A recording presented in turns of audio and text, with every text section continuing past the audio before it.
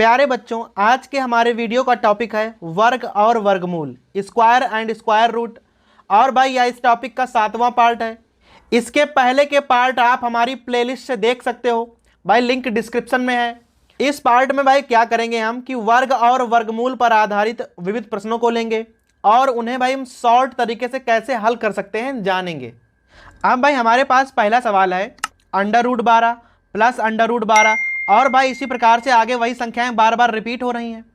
अब भाई इस प्रकार के सवाल जो हैं आपको अक्सर परीक्षाओं में भाई मिल जाएंगे। तो भाई इनको हल करने का शॉर्टकट क्या होता है कि भाई सबसे पहले आप संख्या को लिख लो। अभी भाई करना क्या है, इस संख्या के ना गुणनखंड करने हैं भाई, ऐसे गुणनखंड जिनके बीच 1 का अंतर होगा। अब भाई 12 है तो यहाँ हो जाएगा 4 और 3, भाई दोनों के बीच 1 का अंतर है, तो भाई गुणनखंड करने हैं ऐसे जिनके बीच 1 का अंतर हो। अब भाई नियम क्या है, अगर सवाल प्लस वाला है तो जो हमारा बड़ा गुणनखंड होगा वो भाई उत्तर होगा। अगर यही सवाल माइनस वाला होता तो जो भाई हमारा छोटा गुणनखंड था वो उत्तर हो जाता।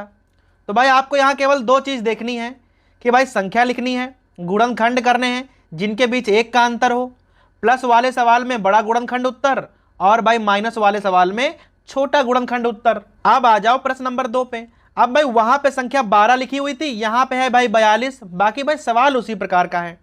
तो भाई क्या करना है, आपको संख्या लिखनी है और भाई संख्या के ना ऐसे गुणनखंड करने हैं जिनके बीच 1 का अंतर होगा। तो भाई यहाँ हो जाएगा 7 और 6। सवाल प्लस वाला है तो भाई हमारा उत्तर हो जाएगा 7, और अगर भाई यही सवाल माइनस का होता तो भाई उत्तर होता 6। अब प्रश्न नंबर 3 पे।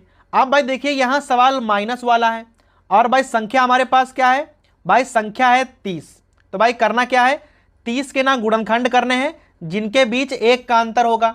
तो भाई हमारे गुणनखंड हो जाएंगे 6 और 5। अब सवाल माइनस वाला है तो भाई जो छोटा गुणनखंड होगा वो उत्तर होगा।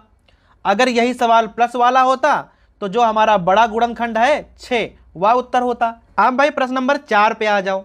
भाई सवाल एकदम उसी प्रकार का है, संख्या इस बार 63 लिखी है, लेकिन भाई सवाल में थोड़ा सा अंतर है।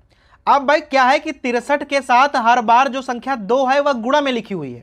भाई यहां पर भी 2 है, यहां पर भी 2 है, इसी प्रकार जो आगे भी संख्या आएंगी सबके साथ भाई 2 गुणा में लिखा होगा। तो भाई इस प्रकार के सवाल कैसे हल करने हैं, सबसे पहले क्या करना है, आपको भाई गिनती लिखनी है 63। अभी भाई क्या करना है, 63 के ना आपको गुणनखंड करने हैं और भाई ऐसे गुणनखंड करने हैं जिनके बीच 2 का अंतर हो। क्योंकि भाई यहाँ 2 गुणा में लिखा हुआ है तो अब की बार हमें अंतर 2 का रखना है। तो भाई हो जाएगा 963, 9 और 7। क्योंकि भाई सवाल प्लस वाला है तो जो हमारा बड़ा गुणनखंड है वो उत्तर होगा। अगर भाई यही सवाल माइनस वाला होता तो उत्तर होता 7। तो भाई ध्यान रखना है, अगर कोई संख्या गुणा में लिख के आती है तो भाई ऐसे गुणनखंड करने हैं कि अंतर जो है उस संख्या के बराबर हो। जैसे आप सवाल नंबर 5 को ले लो। अब भाई यहाँ 88 और भाई -3। अब भाई देखो गुणा में लगातार 3 3 आया है, तो क्या करना होगा हमें, भाई सबसे पहले 88 लिखना है।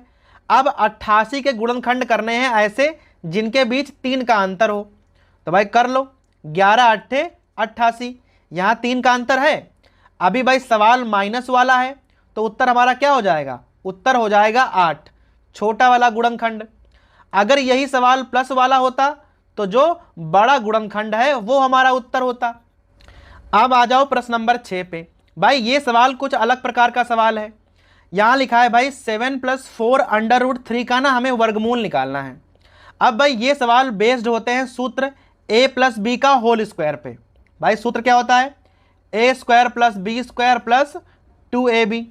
भाई होता क्या है, जो 2ab है वह भाई ये वाली वैल्यू होती है और जो हमारा a² + b² है वह भाई ये वाली वैल्यू होती है।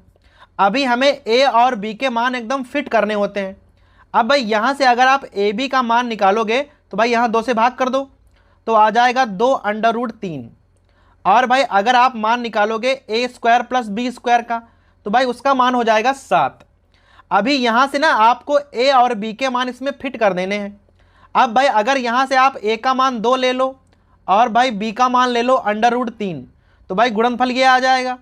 और भाई इसका वर्ग होगा 4 और भाई इसका वर्ग होगा 3। भाई जोड़ दो तो कितना आ जाएगा, 7। अर्थात भाई a का मान 2 और b का मान √3 एकदम फिट बैठ गया।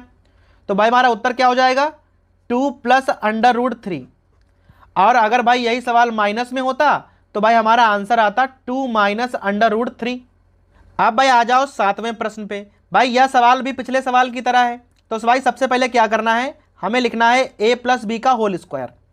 भाई सूत्र होता है a square plus b square plus 2ab।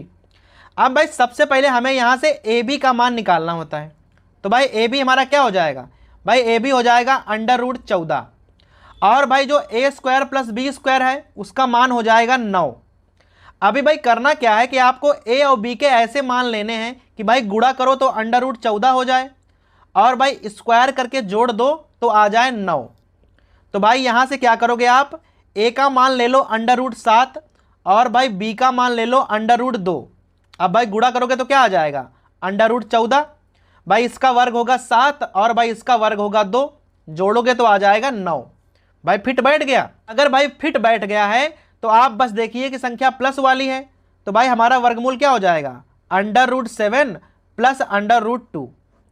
और अगर भाई सवाल माइनस वाला होता तो आप उत्तर यहाँ माइनस में लिख देते, under root 7 minus under root 2। अब भाई 8वां सवाल भी बिल्कुल वैसा ही है, बस भाई सवाल माइनस वाला है। अभी क्या करना है, यहाँ से हमें 2ab का मान क्या पता है, 2 अंडर रूट 30। तो भाई ab का मान क्या हो जाएगा, अंडर रूट 30। अभी भाई हमें a और b के मान ऐसे छांटने हैं कि जो ab है उसका मान आ जाए अंडर रूट 30, और भाई जो a square plus b square है उसका मान आ जाए 11। तो भाई यहाँ से क्या करो भाई, आप अंदाजा लगा के ना a और b के मान छांट लिया करो। तो भाई a का मान हो जाएगा अंडर रूट 6 और भाई b का मान हो जाएगा अंडर रूट 5। भाई गुणा करो तो 30 आ जाएगा, और वर्ग करके जोड़ोगे तो भाई आ जाएगा 11। और भाई सवाल माइनस में है तो हमारा उत्तर क्या हो जाएगा, under root 6 minus under root 5।